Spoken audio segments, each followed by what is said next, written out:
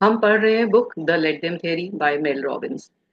आपने इसमें मेरे साथ इंट्रोडक्शन किया, first second third fourth fifth chapter किया, सिक्स किया। तो आज हम लेकर आए हैं सेवन चैप्टर। अगर आपको मेरे पढ़ाने का तरीका पसंद आता है, अगर आप यूट्यूब पर मेरा ये वीडियो देख रहे हैं, तो please do comment on the comment box और बताइए कि मेरा या जो तरीका है आपको कैसा लगता है पढ़ाने का। संग में आप ये भी बता सकते हैं कि अगर आपको कोई नेक्स्ट बुक पढ़नी है तो कौन सी बुक पढ़नी है, तो I will try my best कि मैं नेक्स्ट बुक वही लूँ।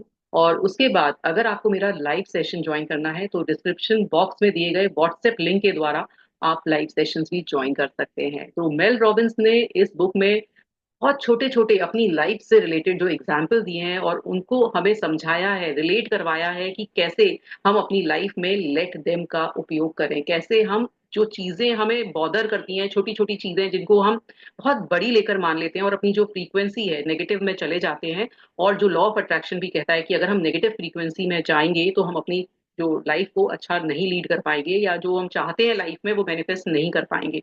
तो आपको अगर हायर फ्रीक्वेंसी में रहना है तो आपको लेट देम सीखना पड़ेगा, जो कि इन्होंने बहुत अच्छी तरह से बताया है। जो हम सोचते हैं कि कैसे लेट देम करें, भाई हमारी लाइफ में ऐसा नहीं होगा कि हम लोअर फ्रीक्वेंसी में नहीं जाएंगे, नेगेटिव थॉट्स में नहीं जाएंगे, लेकिन कैसे हमें पॉजिटिव होना है वो मेल रॉबिन्स बहुत अच्छी तरह से बता रही हैं। आई होप आपको समझ में आ रहा होगा। अगर आप फर्स्ट टाइम ये वीडियो देख रहे हैं तो जो मेरे पहले के चैप्टर्स हैं उनको जाकर एक बार पढ़ें और समझें कि कैसे लेट देम करना है और लेट देम के बाद कैसे लेट मी करना है, कि मेरा काम क्या है। अब आगे लेट देम करके नहीं चलेगा, क्योंकि लेट देम करके तो हम उस चीज को अधूरा छोड़ दे रहे हैं कि ठीक है मुझे नहीं वास्ता रखना है, लेकिन अब मुझे करना क्या है वो आगे का बता रही है कि हमें कुछ करना भी है, कैसे स्टेप्स लेने हैं, जो उन्होंने बहुत अच्छी तरह से बताया है। तो आइए चलते हैं आगे वाले चैप्टर पर।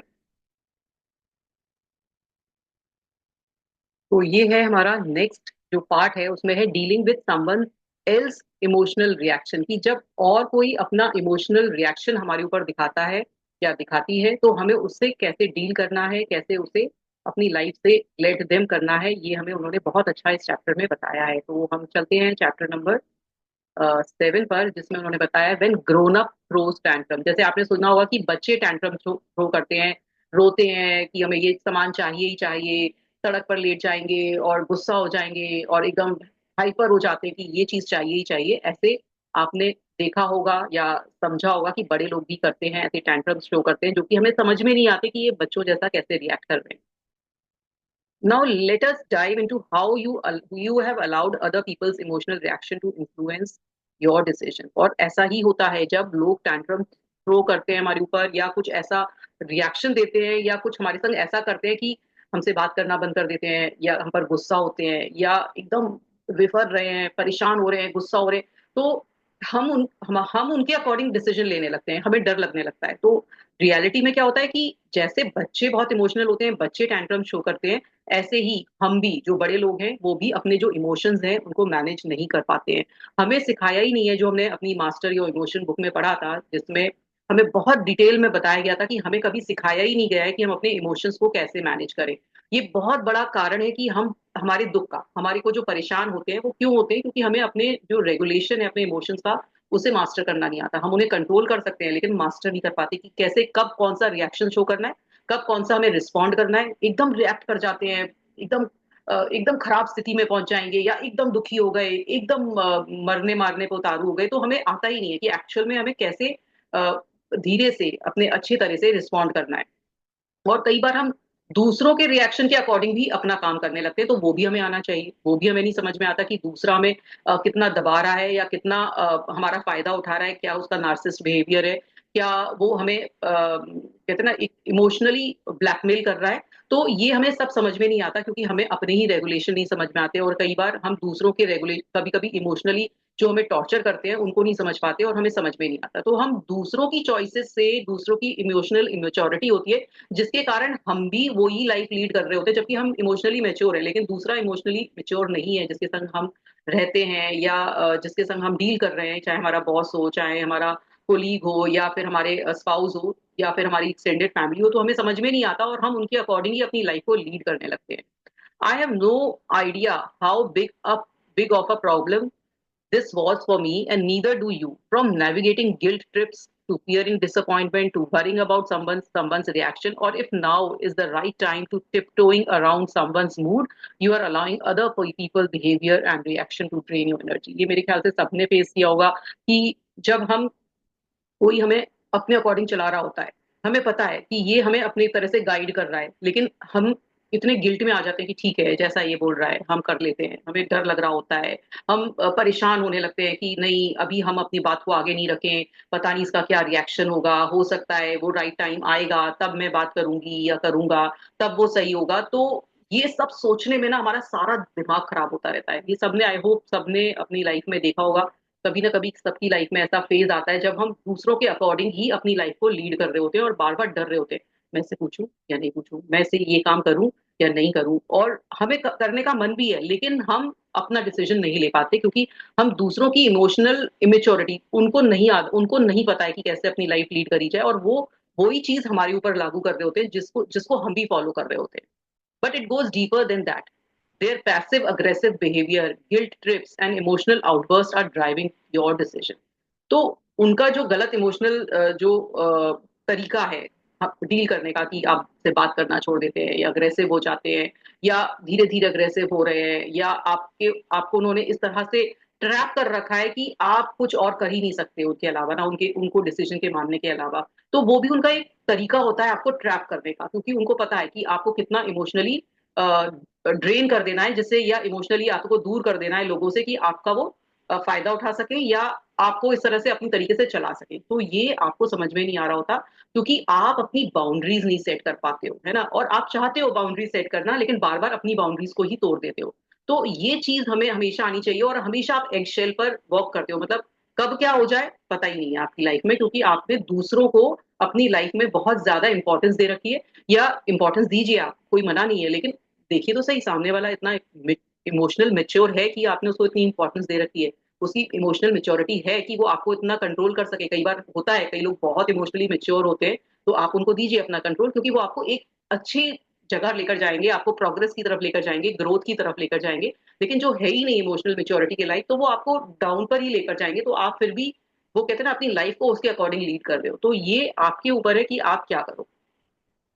Sure, it feels easier in the moment to give it your sister's guilt trip, but in the long run, you lose a crucial piece of yourself. तो आपको उस समय तो बहुत अच्छा लग रहा है कि ठीक है ये पर्सन मेरा टेक केयर कर रहा है, या मेरे मुझे चलो ठीक है कोई बात नहीं, ये मेरी बात मैं इसकी बात मान रही हूँ, ठीक है ये मैं इसके अकॉर्डिंग चल रहा हूँ, चाहे वो बॉस है या आपका स्पाउस है या फैमिली मेंबर है। तो लेकिन लॉन्ग रन में वो आपके लिए डेंजरस है, लॉन्ग रन में आपकी वो पर्सनालिटी को शैटर कर रहा है, वो आपकी ग्रोथ को शैटर कर रहा है।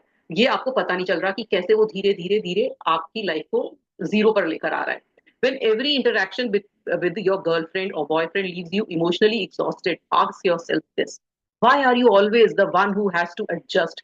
Why do you take the responsibility for someone else's happiness at the expense of your own? तो ये हम हमेशा करते हैं कि जब हमें कोई गलत ट्रीटमेंट भी दे रहा होता है, हम उसको सहते रहते हैं कि शायद एक दिन वो बदलेगा तब ऐसा होगा, वो ठीक होगा तब ऐसा होगा, पर वो दिन नहीं आता है, आपको ही बदलना पड़ता है। क्यों आप किसी को अपनी लाइफ की रिस्पॉन्सिबिलिटी दे रहे हो उसे संभालने के लिए, जिसके पास वो मास्टर ही नहीं है इमोशंस का, वो मास्टरी नहीं है, आपने उसको अपनी लाइफ का एक कहते हैं पायलट बना रखा है और आप उसके संग चल रहे हो, जबकि आपकी हैप्पीनेस की रिस्पॉन्सिबिलिटी आपकी है। आपने उससे अपनी हैप्पीनेस जोड़ दी है, जिसको खुद नहीं आता कि वो कैसे दूसरे को हैप्पी रखे, और आप उससे जुड़े रहते हो कि शायद कभी ठीक होगा, पर वो ऐसा होता नहीं है।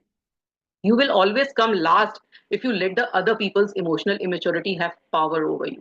बहुत अच्छी लाइन कही है, इसको सब लोग याद रखें कि अगर आपने किसी को पावर दे दी उसकी इमोशनल इमेच्योरिटी को कि आप ही ध्यान रखें भाई, आप जो कहेंगे वो ठीक है, तो आपका जो जो आप हमेशा लास्ट होगे, आप हमेशा लास्ट ही आओगे अपनी लाइफ में, आप पीछे होते चले जाओगे जब आप किसी और को अपनी रिस्पॉन्सिबिलिटी दे दोगे। Instead of taking on the weight of someone's disappointment, anger, or guilt, you learn a liberating new approach. Just let them react. तो आपको अगर आपको कोई इस तरह से अपने को कंट्रोल आपको कंट्रोल करना चाहता है, अपने गिल्ट दिखा के, एंगर दिखा के, डिसअपॉइंटमेंट दिखा के, तो आप उन्हें करने दीजिए। लेट देम डू दैट, क्योंकि आपको अगर अपनी लाइफ को आगे बढ़ाना है तो लेट देम।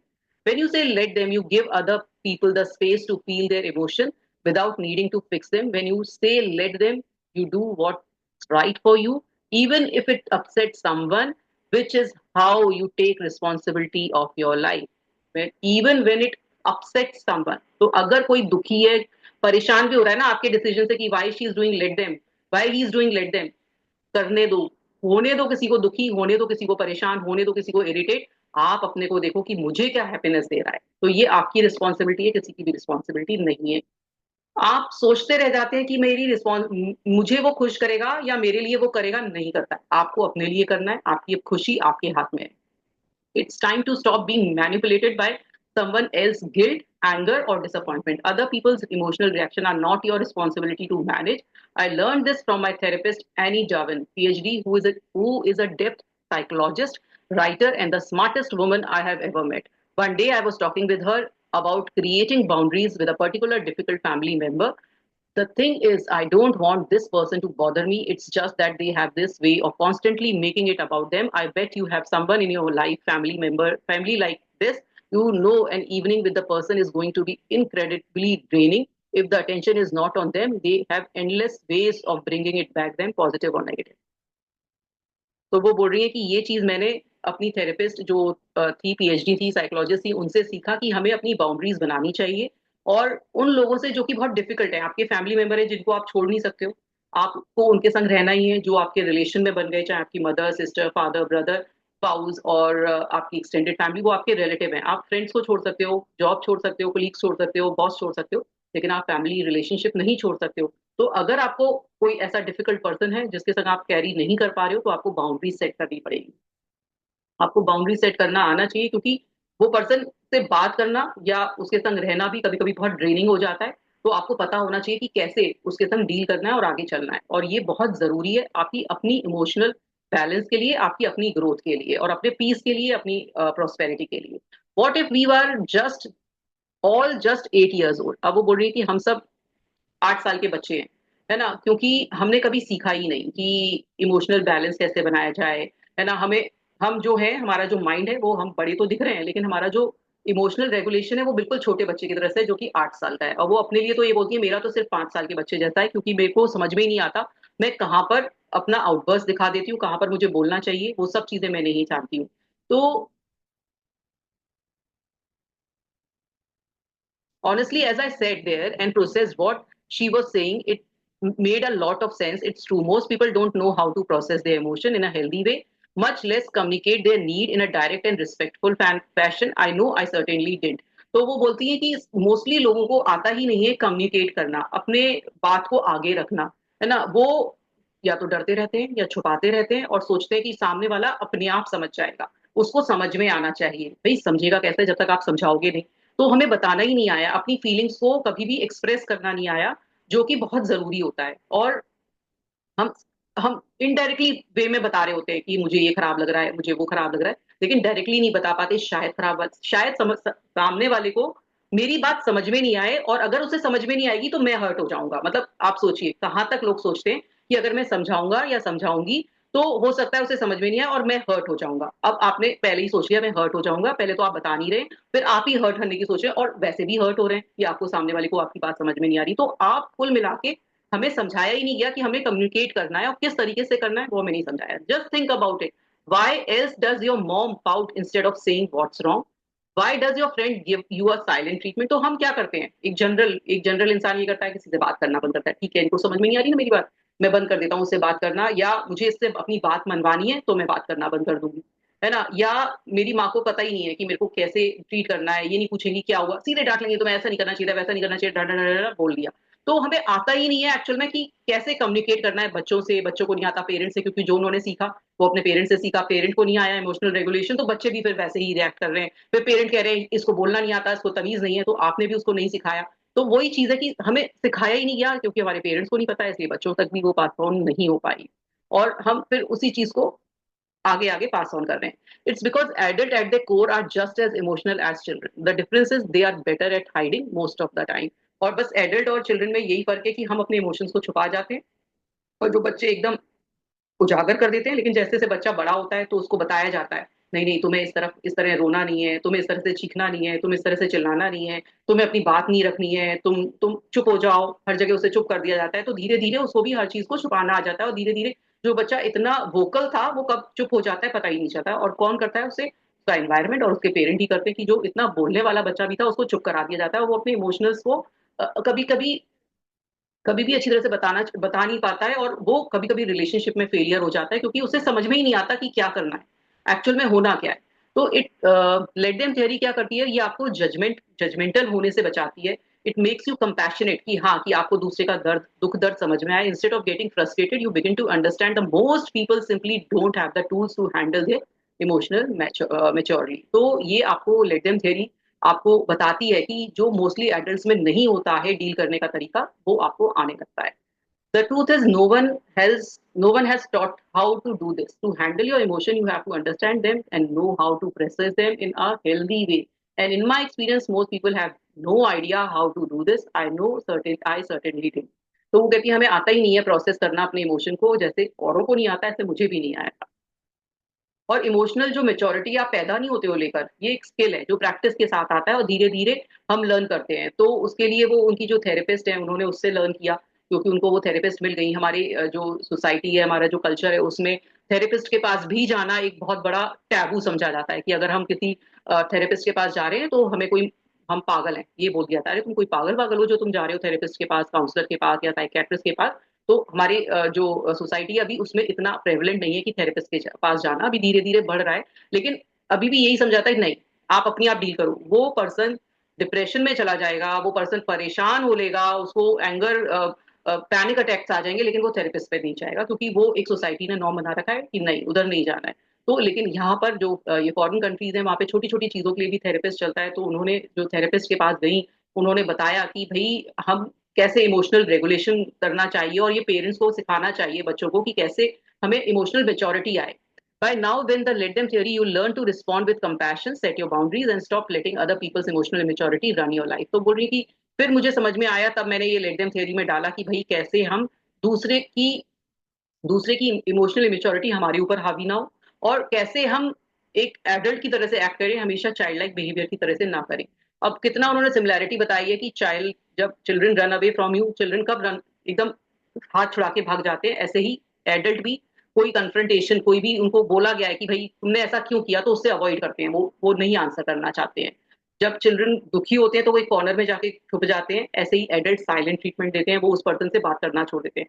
कभी कभी तो मैंने देखा है कि 15 दिन, एक महीना, एक साल भी छोड़ देते हैं। उनको इतना, मतलब उनको, वो इतने इमेच्योर होते हैं कि उनको डील करना ही नहीं आता कि सामने वाले को कैसे से कम्युनिकेट किया जाए, और वो सामने वाले को इतना टॉर्चर कर रहे होते हैं अपने साइलेंट ट्रीटमेंट से, कि भाई ये इस तरह का ही तरीका है, मुझे बोलना ही नहीं है, बात ही नहीं करना है। दिस इज द, कहते हैं ना, सबसे खराब तरीका है साइलेंट ट्रीटमेंट।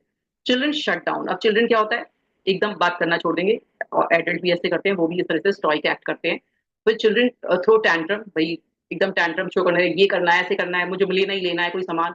और एडल्ट भी ऐसे ही करते हैं, वो इरप्ट करते हैं, गुस्सा होते हैं, रेज में आ जाते हैं, है ना, किसी तरह से अपना टेक्स्ट से हर तरह से गुस्सा निकालने की कोशिश करते हैं। चिल्ड्रन जोर से दरवाजा तोड़ के भागते हैं, ऐसे ही एडल्ट भी करते हैं। बच्चे झूठ बोलते हैं, बड़े भी झूठ बोलते हैं। अब तुम, आप वो बोल रहे हैं कि अगर आप देखो तो लिस्ट में कि आपके पास भी सब लोग ऐसे ही, आपके दिमाग में भी आएंगे कि कोई ना कोई आपकी लाइफ में भी मिला होगा, हो सकता है आप भी ऐसे करते हो, तो कुछ नहीं पता, है ना। और वो बोल रही है कि ऐसा सबके साथ ही होता है, ऐसा नहीं है कि ये कुछ ही लोग हैं, जैसे उनके थेरेपिस्ट ने बताया। The reason why children act like this because they can not regulate their own emotion. तो बच्चे मानते हैं कि बच्चा ऐसे ही इमोशनल रिएक्शन शो करता है, क्योंकि बच्चे को अभी पता नहीं है कि कैसे करना है। लेकिन हम जब बड़े होकर कर रहे हैं तो दैट मीन्स हमने सीखा नहीं, हमें बताया नहीं गया। तो वो बोल रही है कि चलिए मैं आपको एक एग्जाम्पल देती हूँ, कि एक बच्चा है, वो, उसको एक लेगो सेट चाहिए, है ना, एक गेम चाहिए, लेगो सेट। तो वो उसके लिए बहुत गुस्सा हो रहा है ना, तो बहुत उसने कहा कि मुझे तो अभी चाहिए, अभी मिलना चाहिए। Their little body flood with, और वो बहुत दुखी हो रहा है, गुस्सा हो रहा है सब पर, कि मुझे तो अभी चाहिए, और ड्रामेटिकली एक्ट कर रहा है कि इधर से उधर भाग रहा है, और कि नहीं, मुझे तो अभी ये गेम तो अभी चाहिए। The solution is not to give the child the toy or the Lego set. The solution is for the parent to help the child process the emotion that they are feeling in a calm, understanding and compassionate way. अब कई बार हर तरह का parent है, किसी ने tantrum show किया, एक दूसरे पेरेंट ने भी टैंट्रम शो कर दिया, अरे क्या बात है, क्यों गुस्सा होने की जरूरत है, नहीं दिलाना है मुझे, नहीं मुझे देना है, बस इस तरह से किया। अब एक पेरेंट ने किया, उसी समय दे दिया, ठीक है तुम्हें टैंट्रम शो करना है, ले लो, है ना। तीसरे ने क्या किया कि उसने रेगुलेट करना बताया, उसने अंडरस्टैंड किया, प्यार से समझाया कि बेटा दिलाएंगे, आई नो, ये वाला जो तरीका है वो हार्ड है, I know this is hard, I know you want the Lego set, it's okay to be upset, I get disappointed too, it's not fair, I get upset when I don't get the things that I want. Let them cry, beg, or do whatever they need for as long as they need. If kids are not allowed to experience the full wave of emotion without an adult saying calm down, or this is silly, or you are overreacting, they never learn how to process normal human emotion in a healthy way. तो आप बच्चे को बहुत प्यार से समझाओ कि भाई ये तरीका नहीं है इस तरह से गुस्सा होने का और इस तरह से टैंट्रम थ्रो करने का, ये आप गलत कर रहे हो, ये सही नहीं है। तो अगर जब बच्चा को पेरेंट बताएगा तो उसे समझ में आएगा। जो पेरेंट नहीं करते हैं, यूजली पेरेंट नहीं करते हैं, या तो दिला देंगे तो उनको ये हो जाएगा कि मैं जब टैंट्रम थ्रो करूंगा मुझे मिलेगा। तो उसे शुरू से समझ में आ गया कि मुझे ऐसा इमोशनल रिएक्शन दिखाना है और मेरे अकॉर्डिंग सब लोग हो जाएंगे। वो इवन रिलेशनशिप में भी पर्सन वो यही करने लगेगा कि मैं गुस्सा आऊंगा और वो सामने वाला बंदा मेरी बात मान जाएगा। तो वो हर जगह क्योंकि उसे बचपन से सिखा दिया गया जब टैंट्रम थ्रो करोगे आपको मिलेगा, या अगर आपने टैंट्रम थ्रो किया तो आपको नहीं मिलेगा, आपको गुस्सा पेरेंट इतना गुस्सा होगा तो आपको बिल्कुल सैडनेस आ गई, आप बताने ही छोड़ दोगे, अपनी चीजों को रखना छोड़ दोगे। तो इसलिए पेरेंट ने रेगुलेट अगर बचपन से पेरेंट करेंगे बताएंगे तो वो एडल्ट जब एडल्ट होगा वो चाइल्ड तो बहुत अच्छा इमोशनल रेगुलेटेड चाइल्ड पैदा मतलब बनेगा, बजाय जो कि इमेच्योरली इमोशंस दिखाएगा। तो ये उन्होंने बताया कि कितना अच्छा तरीका है कि हम बच्चे को बताएं शुरू से। So I just assume that most adults had never learned how to process their emotion in a healthy way because no one's parent knew how to do this either. And if your did, अगर वो बोल रहे हैं कि अगर आपके parents ने आपको बताया तो आप बहुत लकी हो, है ना? क्योंकि जो बच्चा है वो शुरू से नहीं समझ पाता है कि उसे कैसे अपने इमोशंस को रेगुलेट करना है। जैसे आजकल पेरेंट्स किसी भी चीज के लिए नो नहीं बोलते या बच्चे को बहुत कॉम्पिटिटिव बना देते हैं। तो जब बच्चे को फेलियर फर्स्ट टाइम मिलता है, जैसे हम लोग आजकल बच्चों को मारने पीटने नहीं लगे हैं क्योंकि ये गलत बोला जाता है, लेकिन जब तक बच्चे को मारते पीटते नहीं हो ना तो बच्चे को वो आदत नहीं पड़ती है। उसको पता है कि लाइफ इतनी ईजी नहीं है।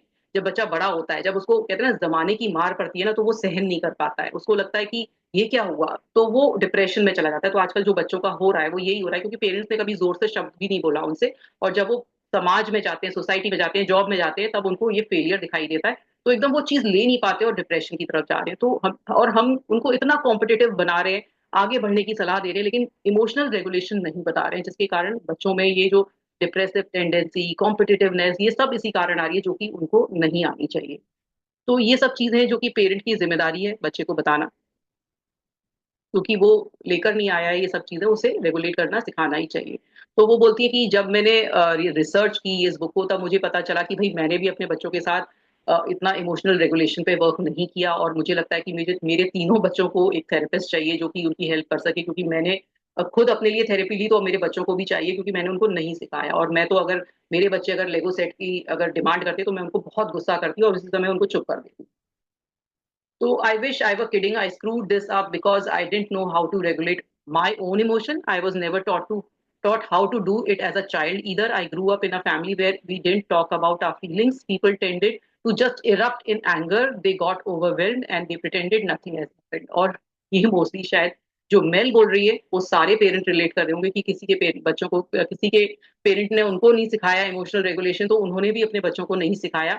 और हमेशा क्योंकि हमें फीलिंग को एक्सप्रेस करना ही एक टैबू बताया जाता है घर में। तो ना कभी डिस्कस किया कि भाई आपको क्या फील हो रहा है, आपको आज कैसा हेट्रेड फील हो रहा है, तो क्यों हो रहा है। अगर आप किसी बच्चे से लड़के आए हो तो हम उसको बच्चे को लेक्चर देने लगते हैं कि तुम्हारी गलती रही होगी या उसकी गलती, मतलब हम ना उसको एक प्यार से इमोशनल रेगुलेशन हमने कभी सिखाया नहीं, ना फीलिंग को एक्सप्रेस करना सिखाया, जो कि एक बहुत बड़ी कहते हैं ना गलती है पेरेंट की। और पेरेंट को भी ये एडमिट करना चाहिए कि जो बच्चे में इतना जो परेशानियां हो रही हैं वो हमारे कारण हो रही है, क्योंकि हमें नहीं आता था और हमारी ये गलती नहीं है। पर हमें भी कौन सा आता था कि क्योंकि हमें नहीं बताया गया तो हमने भी वही पास ऑन किया।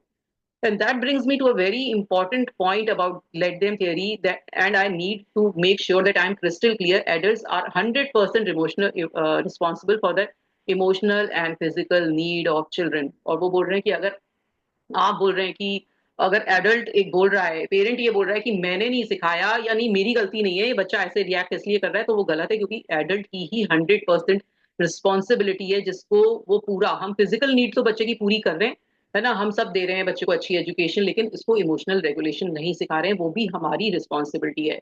तो इसलिए हमें उनको बहुत सपोर्ट करना चाहिए, इमोशनली मेच्योर एडल्ट बनाना चाहिए। जैसे चाइल्ड बड़ा हो रहा है तो उसे कैसे अपनी रेगुलेशन करना है, कितना उनको हम अफेक्शन केयर कैसे दिखाएं, ये सब हमें आना चाहिए। If it is your responsibility to help a child regulate their emotional responses in a healthy way. It is also responsibility to teach a child that emotions are normal and how to process them. तो जो उनको बताना है कि भाई अगर उन्हें किसी बात का दुख हो रहा है तो वो भी नॉर्मल है, अगर उन्हें किसी से बहुत अच्छा लग रहा है तो वो भी नॉर्मल है, किसी चीज की डिप्रेसिव फीलिंग हो रही है तो वो भी नॉर्मल है। तो ये बच्चे को बताना चाहिए, ये नहीं कि सीधे डांटने लगे तुम क्यों दुखी हो रहे हो, दुखी तो की तो कोई बात ही नहीं थी, तुम ही दुखी हो जाते हो और कोई तो दुख होता नहीं है। जैसे मैं अपना एग्जाम्पल देती हूँ कि एक बार मेरी बेटी आई तो मैंने कहा अरे वो दुखी थी, तो मैंने उसको एक यही लेक्चर दिया था सेम, जो जब मुझे ये बुक पढ़ रही थी तो मुझे हंसी आ रही थी। उसको मैंने बोला अरे बेटा आपको तो सब कुछ मिला हुआ है लाइफ में फिर भी आप दुखी हो। तो उसने मुझे यही आंसर किया, मम्मी कि आप हमेशा मैं जब भी अपना कोई कोई परेशानी या दुख शेयर करने आती हूँ तो आप यही बोलते हो आपको तो सब दिया है भगवान ने, इतना कुछ दिया है, सारी चीज दी है, तो आप मेरा दुख तो समझो, मेरा दुख को सुनो तो सही, आप लेक्चर देने चली जाते हो। तो यही है कि हम बच्चे को इमोशनली मेच्योर नहीं कर रहे हैं, उसका उसका इमोशन समझ ही नहीं रहे कि एक्चुअल में उसका प्रेजेंट इमोशन क्या है, और हम पहले से बोलने लगते हैं। तो ये चीजें हमें सीखनी है, एज अ पेरेंट भी सीखनी है, और उस पर हमें काम करना है। In fact, in researching this book, Lisa Demore, PhD, who is a clinical psychologist and a New York Times bestseller author, told me that when a child or adult experiences disappointment because they can't have what they want, or sadness over a loss, and there are mentally healthy responses of life experiences, these emotion of sadness. तो जब भी आपके बच्चे को अगर कोई sadness disappointment और ये हो तो ये एक नॉर्मल चीज है। अगर आपका बच्चा गुस्सा हो रहा है तो that means he is coming out of that depression phase, क्योंकि जब डिप्रेशन होता है तो उससे ऊपर की फ्रीक्वेंसी होती है एंगर, तो उसे जाने दीजिए, क्योंकि एंगर के ऊपर फिर हैप्पीनेस भी आएगा। तो इसलिए हम कभी कभी होता है ना, बच्चा जब बहुत सैडनेस में होता है और तो एकदम गुस्सा होता है कि भाई आपने किया था, ब्लेम करने लगता है कि आपने हमारे साथ ऐसा किया ये किया। कोई बात नहीं, होने दो उसको गुस्सा, क्योंकि वो ऊपर वाली फ्रीक्वेंसी में जा रहा है, उससे निकलेगा ही वो। फिर वो क्योंकि किस पर दिखाएगा वो गुस्सा, आप पर ही दिखाएगा ना भाई, आप पेरेंट हो तो उसके पास एक ही कहते हैं सॉफ्ट टारगेट है, आप पर गुस्सा दिखाना। तो वो जाने दो उसको, एक अपना इमोशनल कहते हैं ना, इमोशनल उसको दिखाने की हैबिट होनी चाहिए कि भाई हाँ मेरे पास ये है, और वो अपने पेरेंट के संग ही ये कर सकता है और सीख सकता है, क्योंकि बाहर समाज में वो नहीं सीख पाएगा। कोई उसका गुस्सा नहीं सहन करेगा, कोई उसका दुख सहन नहीं करेगा। वो पेरेंट ही है जो उसको सिखा सकता है कि हाँ बेटा ये समय गुस्सा होना था, फिर आपको इस तरह से रिएक्ट करना था या इस तरह से रिस्पॉन्ड करना था। Do the feelings fit the circumstance? When you are 8, being upset when you can't get the Legos that you want is normal reaction. When your friend at school says something that hurt your feeling, being sad is a healthy reaction. When you want to watch a TV and your parent says it's time to bed, getting upset is a normal. तो जब भी हमें कोई upset वाली चीजें होती हैं, छोटी छोटी चीजों पे जब हम बचपन में अपसेट होते हैं तो वो नॉर्मल है, ऐसा होता ही है। By the way the same way ऐसे एडल्ट के साथ होता है, जब एडल्ट को किसी काम से निकाल दिया जाता है, वो फ्रस्ट्रेट फील करता है, डीमोरलाइज फील करता है, तो नॉर्मल है। ये थोड़ी है कि भाई कोई बड़ी चीज उसके साथ होगी तो वो दुखी नहीं होगा, उसका ब्रेकअप होगा तो वो दुखी नहीं होगा, वो डिप्रेशन में भी जाएगा। तो ये नॉर्मल चीजें हैं, तो उनका नॉर्मल रिएक्शन है this. They are they are evidence that your mind is working exactly. अगर आप दुखी हो रहे हो, परेशान हो रहे हो, दैट मीन्स आप बिल्कुल नॉर्मल इंसान हो। But growing up, you were probably taught to repeatedly repress what you feel. When you tell as a child to get over it or stop crying or calm down, you are training them to suppress how they feel. तो जब हम अपने बच्चों से, जब वो repeatedly दुखी हो रहा है तो कहते हैं अरे तुम क्यों दुखी हो रहे हो, बच्चे हो, बड़े हो गए हो, बड़ों जैसा रिएक्ट करो, काम डाउन, तो ये बार बार बोल रहे हो तो वो बच्चा आपको इमोशंस दिखाएगा ही नहीं, वो सप्रेस करने लगेगा, है ना। और वो टू डिस्ट्रैक्ट अवॉइड और नम दीज नॉर्मल, और वो बिल्कुल नॉर्मल है, आने दो बच्चे की, सुनो, बैठो उसके संग टाइम बिताओ। वो सिर्फ आपको बताना चाहता है, आपको सुनाना चाहता है, आपसे कोई रिएक्शन नहीं चाहता कि आप उसको बताओ, उसको लेक्चर दो कि भाई ये नहीं ऐसा करो ऐसा नहीं। वो सिर्फ अपना दुख बताना चाहता है और उसको जानना चाहता है, तो उसका दुख सुनिए, ये नॉर्मल चीज है। Doctor Demore told me that this is why so many people live with anxiety, depression, addiction, and chronic pain because they have avoided all the emotions. और इसीलिए बहुत सारी ये बीमारियां, एंग्जाइटी, पैनिक उन्हीं बच्चों को, डिप्रेशन उन्हीं लोगों को होती है, क्योंकि वो अपना इमोशन, अपना अंदर का जो भाव है, अपने अंदर की जो बातें हैं वो लोगों से शेयर नहीं कर पाते, क्योंकि उन्हें लगता है कि अगर वो बोलेंगे तो कोई ना कोई उनको गलत ठहराएगा, और वो अंदर ही रहने देते हैं। तो अंदर, जब हमने पढ़ा था लुईस हे की बुक में कि जितने इमोशंस आप अंदर लेकर जाते हो, जो दुख वाले, परेशान वाले, गुस्से वाले, तो कोई ना कोई बीमारी भी हमारे पास निकल के आती है। तो वो उसको आउटलेट नहीं मिल रहा है तो वो बीमारी के रूप में आता है बाहर। तो इसलिए आपकी जिम्मेदारी है, जो भी अगर ये पेरेंट बुक पढ़ रहे हैं, कि अपने बच्चों को स्पेस देना, उनके इमोशंस को समझना, उनकी बातें समझना, और जिससे कि वो हेल्दी इमोशनली कहते हैं ना बैलेंस्ड पर्सन बने, और जब भी वो इस दुनिया में, इस सोसाइटी में जाए तो उनके साथ भी वो ना हो जो आपके पास हुआ। तो लेट मी अनपैक। और वो बता रही है कि एडल्ट चाइल्ड लाइक बिहेवियर, तो एडल्ट ही है जो चाइल्ड लाइक बिहेवियर करता है। तो उन्होंने सबसे बड़ा जो उसमें बिहेवियर लिया है वो बताया है कि जो पर्सन साइलेंट ट्रीटमेंट देते हैं, जो लोग चुप हो जाते हैं, किसी ने मतलब दो लोगों का कॉन्वर्सेशन हो रहा है, कोई बात हुई जो एक पर्सन को अच्छी नहीं लगी, तो ए पर्सन को अच्छी नहीं लगी बी पर्सन की बात, तो ए पर्सन ने बात करना छोड़ दिया। तो अगर ए पर्सन बात करना छोड़ता है तो वो इमेच्योर है, क्योंकि उसको अपना इमोशन रेगुलेट करना नहीं आता इन अ हेल्दी और रिस्पेक्टफुल मैनर में। तो उसको क्या करना चाहिए, है ना। और वो क्या कर रहा है कि ठीक है उसने आपसे बात करना छोड़ दिया ए ने, और उसको लगे वो दिखा रहा है आपको कि कोई फर्क नहीं पड़ रहा उसको, है ना, और वो आपको इग्नोर कर रहा है, जबकि वो चाह रहा है पर्सन ए की ये जो बी है उसको आके मनाए, उसको आके बात करे, और वो कंटिन्यूस लेकिन साइलेंट रहता है, मना करता रहता है कि मना नहीं, वो बात ही नहीं करता है। अगर वो बी पर्सन आ भी रहा है तो वो साइलेंट रह जाएगा, है ना। तो जिसके साथ भी बी के साथ ये हो रहा है, तो बी के साथ ये बहुत बड़ी पेनफुल सिचुएशन होती है, क्योंकि उसको समझ में नहीं आ रहा होता कि क्या उसने गलत किया जिसके कारण ये ए पर्सन ने बात करना छोड़ दिया, क्योंकि ऐसी कोई बड़ी बात भी नहीं हुई है, लेकिन उसको ये नहीं पता है कि ए इतना इमेच्योर है, उसको हैंडल करना ही नहीं आता इमोशंस। लेकिन बी को फिर बहुत खराब लग रहा होता है कभी कभी, उसको अपनी अपना जो सेल्फ रिस्पेक्ट है वो जाता हुआ दिखता है, उसको ये लगता है वो दुविधा में आ जाता है, उसको लगता है कि मेरे अंदर कुछ गलती है इसलिए मुझे बार बार ये चुप हो जाता है। तो ये बहुत बड़ा एक ट्रोमैटिक कारण हो जाता है दो लोगों के रिलेशनशिप में। जो पर्सन साइलेंट ट्रीटमेंट करता है, जब ए पर्सन साइलेंट ट्रीटमेंट करता है, ए बी का रिलेशनशिप है, तो ये बहुत बड़ी बात हो जाती है। तो हाँ, दे वांट योर अटेंशन, और वो जो ए है वो अटेंशन चाहता है। जैसे बचपन में वो एक कोने में जाके बैठ जाता था, और फिर उसके पेरेंट आते थे पूछने के लिए कि क्या बात है, क्या करूं मैं तुम्हारे लिए, ऐसे ही वो अभी भी वो चाहता है कि जो मेरे जैसे मेरे पेरेंट ने मुझसे बार बार आके पूछा, अब मेरा जो स्पाउस है या मेरा जो पार्टनर है वो मुझसे आके ऐसे ही बात करे, तब तक मैं साइलेंट ही रहूंगा, बोलूंगा ही नहीं, बोलूंगी ही नहीं। तो ये इस तरह से है, जो कि गलत है। और वो बोल रही थी कि ऐसी मेल बोलती है कि ऐसी मेरी एक फ्रेंड थी जो कि बचपन में थी, है ना, और वो ऐसी करती थी कि जब भी थोड़ी बहुत बात होती थी हमारे बीच में, कुछ गड़बड़ हुआ, तो वो मुझसे बात करना छोड़ देती थी। तो मैं सोचती थी ये क्या बात है ना। तो मैं उसको बात करती थी, कभी कभी मैं उससे दुखी होती थी, मैं बार बार उससे कहती थी प्लीज फॉरगिव मी, लेकिन वो थोड़े दिन के बाद अपने आप सही हो जाती थी, तो फिर मुझे अच्छा लगने लगता था। लेकिन वो ऐसा बार बार करती थी, बार बार बात करना छोड़ देती थी। What I know now is that it was easier for her to give me the silent treatment and avoid having an honest conversation than to come to me and share how she was feeling. She didn't know how to do that. और क्योंकि जो लोग silent treatment देते हैं उनको पता ही नहीं होता है कि कैसे आके आके बात करें, कॉन्वर्सेशन करें, क्योंकि उन्हें डर होता है कि अगर उससे बात की तो वो समझ नहीं पाएगा या पाएगी। तो ऐसी उनकी फ्रेंड जब बात करना छोड़ती थी, तो उस फ्रेंड को, वो फ्रेंड इमेच्योर थी क्योंकि उसे नहीं समझ में आता था कि वो कैसे अपनी बात बताए कि एक्चुअल में गलती क्या हुई थी और क्यों उसने बात करना छोड़ी, उसको क्या चीज हर्ट कर गई। तो मोस्टली जो साइलेंट ट्रीटमेंट देते हैं उनको पता ही नहीं होता कि कैसे, क्योंकि इतनी इमेच्योरिटी होती है, उन्होंने कभी नो नहीं सुना होता है, कभी उन्होंने अपनी बात को काटना नहीं सीखा होता है, कटना नहीं सीखा होता है, तो वो हमेशा साइलेंट ट्रीटमेंट में चले जाते हैं। तो अगर ऐसा आपके पास कोई इंसान है, तो वो मेल कह रही है कि let them any time an adult else like a 8 year old child, let them. अगर वो इस तरह से रिएक्ट करता है, इस तरह से आपको दिखाता है, डराता है, लेट बात ना करके, तो let them. This strategy is going to change your life for you. It might be a parent that get angry, हो सकता है कि वो आपका पेरेंट हो जो आपसे बात करना छोड़ देते हो। Storm out of the room and refuses to talk to anybody from several days और वीकेंड। तो ऐसे बहुत सारे लोग होंगे आपकी लाइफ में, आपका फ्रेंड हो सकता है, मदर हो सकती है, फादर हो सकता है, पेरेंट हो सकते हैं, स्पाउस हो सकता है, आपकी फ्रेंड हो सकती है, तो कुछ कोई भी हो सकता है। तो लेट देम, मत करने दो उन्हें बात। Using the let them theory, you will never again be a victim of someone else emotional immaturity और emotional abuse, because you will know exactly what to do. तो ये भी इमोशनल इमेच्योरिटी और इमोशनल अब्यूज है। Silent treatment is emotional abuse, हमेशा याद रखिए।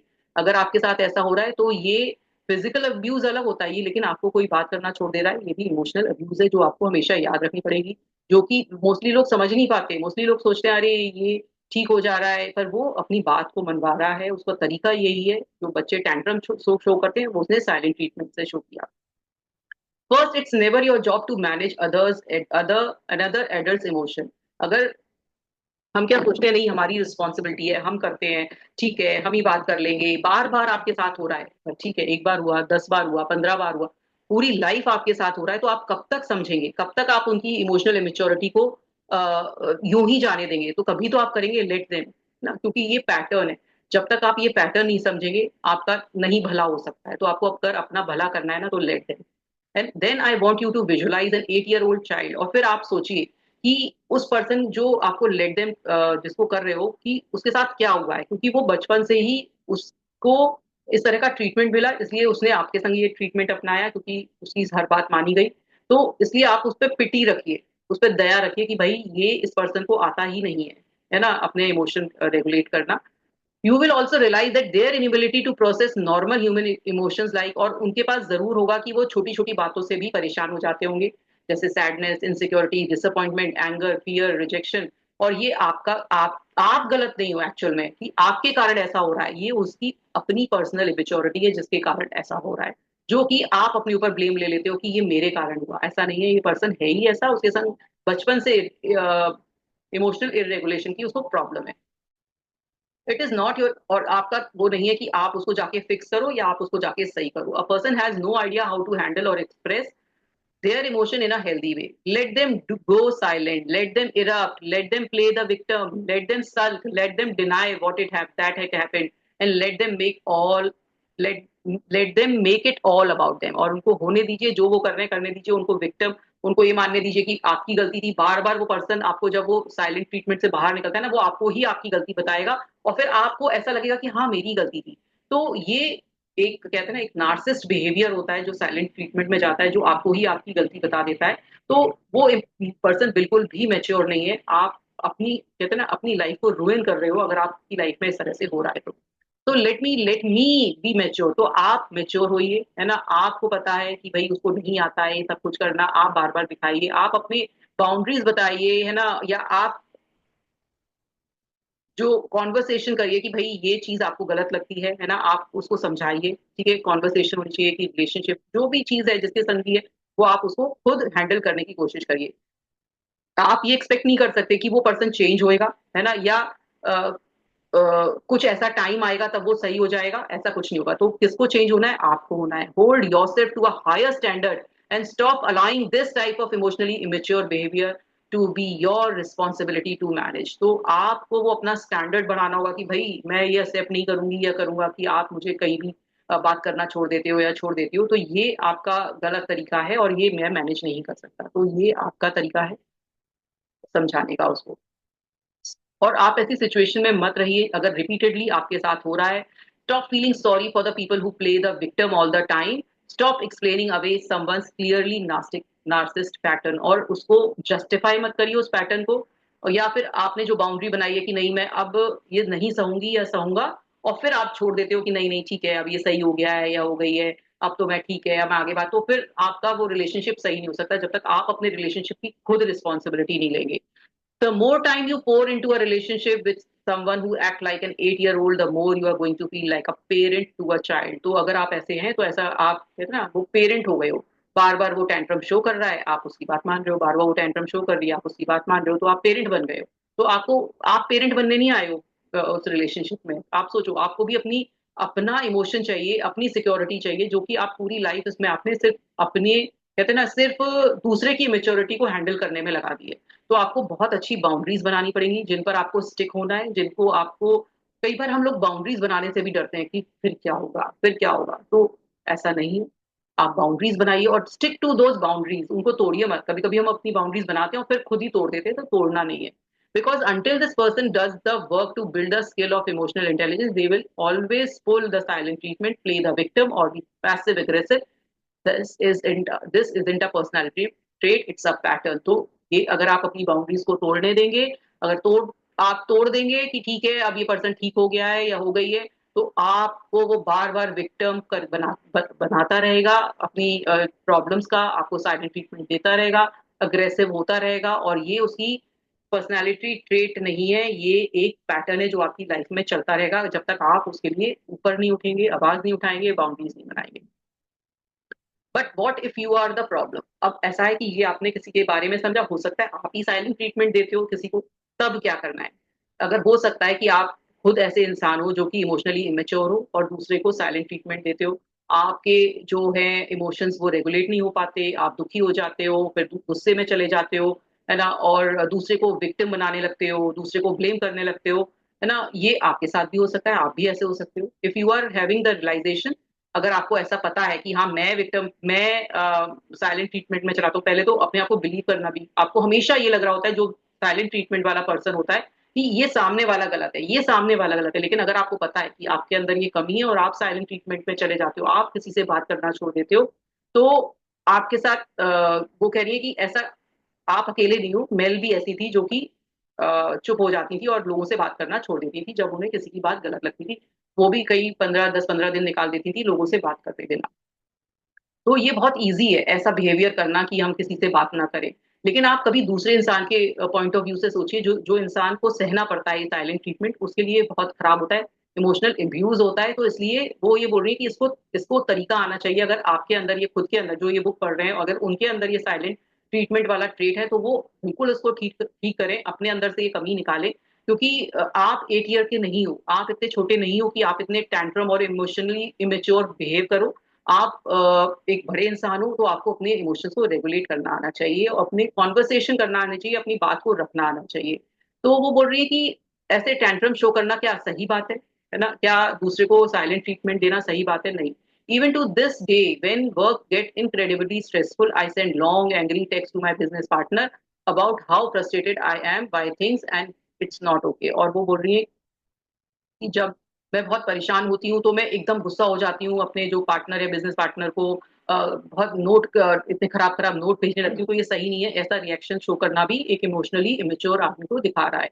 Even as I am writing the let them book and using let them in my life, I am constantly learning how to create space to the process my range of emotions. और वो कह रही है कि चाहे मैंने कितना भी सीख लिया है इमोशनल रेगुलेशन करना, लेकिन टिल डेट जब तक मैं ये बुक लिख रही हूँ तब भी मैं कंटिन्यूअस ग्रोथ की प्रोसेस पे हूँ, कंटिन्यूअसली अपना इमोशन रेगुलेट करना सीख रही हूँ। और ये हार्डेस्ट पार्ट है जो कि मुझे नहीं आ रहा कि मैं अपने इमोशंस को कैसे रेगुलेट करूँ, है ना? क्योंकि आपको एक आपका पैटर्न बन गया होता है, आपका एक तरीका बन गया होता है जो आपने बचपन से इमोशनल रेगुलेशन जो आपको नहीं करते हुए आए हो, तो आपको ऐसा लगता है कि यही सही है, यही मैं हूँ, ये मेरा तरीका है। पर ऐसा नहीं है, हम हर टाइम हर समय चेंज हो सकते हैं। It's about being kind to yourself and continuing to grow. तो अगर आप नई चीज सीखते हैं, इमोशनल रेगुलेशन सीखते हैं, तो आप ही की ग्रोथ है, आपकी लाइफ के लिए बेटर है।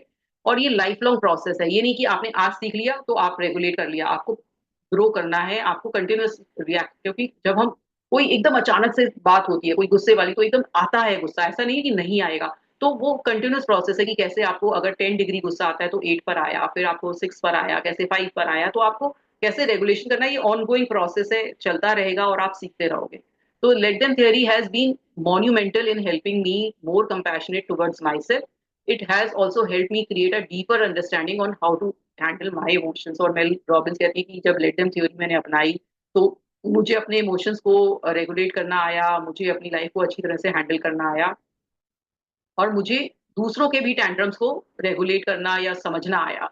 Learning how to use it to process your own emotion will put you in a rock star status. और अगर आप सीख जाते हैं तो आप एक रॉक स्टार बन जाओगे, नेचुरली आप अपनी लाइफ को बहुत अच्छी तरह से मैनेज करने लगोगे। तो I can't even begin to tell you how much more money I make, how much smarter I am, and how much better parent, a better spouse, and a better friend now, and I am a better to handle my own emotions. I am finally starting to feel like a mature adult. और जब से ये मैंने late them theory अपनाई, अपने emotions को mature करने लगा, तो I am a better person in every sphere of my life.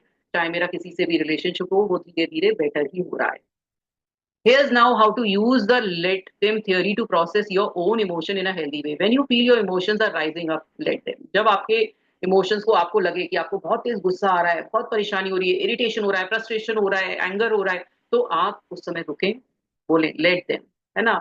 कोई भी आपको दुखी हो रहा है, आपको लग रहा है कि हर्ट हो रही है ना? आपको ऐसा लग रहा है कि बस मेरे आंसू रुक नहीं रहे और दूसरे पर गुस्सा आ रहा है, बोले लेट देम, होने दो, and then let me not react. उसके बाद क्या बोलना है, मुझे रिएक्ट नहीं करना है। डोंट रीच योर फोन पे चले गए और आपने एकदम टेक्स्ट करने लगे, या आपने फ्रिज खोल के खटर खटर खाना खाने लगे, या ड्रिंकिंग की तरफ चले गए, स्मोकिंग करने लगी, रोने लगे। तो ये, and for crying out loud don't text anyone, है ना? रो लीजिए, है ना? दुखी हो जाइए, कमरे में को बंद करके चीख लीजिए, लेकिन एकदम मतलब कहते हैं ना एकदम बहुत वो वाली ये साइलेंट ट्रीटमेंट मत करिए। अपने को बात को रखना सीखिए, तरीके से रखना सीखिए, तो सब आना चाहिए। ये है लेट देम का effect. The reason why you must learn the let them rise is that once they do they also fall. तो जो इमोशंस हमारे एकदम आते हैं ना, जब हम एकदम हमें गुस्सा आ रहा है, अगर हम उस समय कुछ कुछ सेकंड के लिए रोक लें तो वो फॉल हो जाता है। तो बस उस समय हमें मैनेज करना आना चाहिए कि एकदम हमें सैडनेस की तरफ गए तो वो इमोशंस हमें कैसे रेगुलेट करना है। Do you want what an emotion really is? Emotions are just a burst of chemical in your brain that ignite that are absorbed into your body with in 6 second. तो जो 6 second तक जो एक तेज जो एक बहाव आता है ना इमोशन का, वो रेगुलेट करना आना चाहिए। बिकॉज क्योंकि उस इमोशन में कई लोग सुसाइड भी कर जाते हैं। वो 6 सेकंड का ही होता है जब एकदम आपको लगता है कि नहीं, अब मेरी लाइफ बिल्कुल बेकार है और मुझे सुसाइड। तो वो एक जो सेकंड को आपने रेगुलेट कर लिया तो फिर आगे नहीं बढ़ पाते हैं। Because your emotional reaction happens so fast that you can often be completely unconscious. You may first notice your emotion through the physical sensation that accompany the chemical burst, such as sweating भी हो सकती है आपको, muscle tightness और racing heart beat. ये सबको सबने emotions को फील किया होगा। जब गुस्सा आता है, परेशानी होती है, दुख होता है, तो हमें एकदम बॉडी में भी वो चीजें फील होने लगती हैं। Blood pressure up and down होने लगता है इस एज पर। कई बार बीमारियां भी होने लगती हैं जब कंटिन्यूस हमें इस इमोशन में रहना पड़ता है।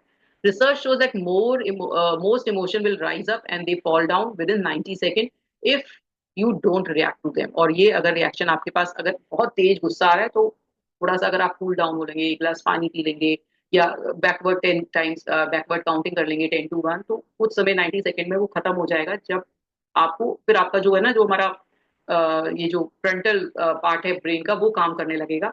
तो यही है कि ये आपको थोड़ा सा रेगुलेट करना आना चाहिए। This is also nothing you can do that will ever allow you to control the emotional reaction in another human, no matter how you have to try. Emotions are also contagious. अब emotions contagious होते हैं। किसी को रोते हुए देखकर आपको रोना आने लगता है। जब कोई एक्ट ऑफ काइंडनेस होता है तो आपको अच्छा लगता है। जब कोई डर रहा होता है, आपका फ्रेंड डर रहा है, तो आप भी डरने लगते हो। किसी को डिसगस्टेड फील हो रहा है तो आपको होने लगता है। एक क्राउड है, क्राउड में एक जना गुस्सा हो रहा है तो सारे लोग गुस्सा होने लगते हैं। तो ये एक कॉन्टेजियस है कि एक दूसरे को देखकर हमें वही इमोशन कैरी करना है। इवन हम वॉइस भी कैरी करने लगते हैं। अगर मैं कुछ बोल रही हूँ तो सामने वाला भी वही टोन में बोलने लगता है। तो इतना हम मिमिक हो जाता है दूसरे की उससे।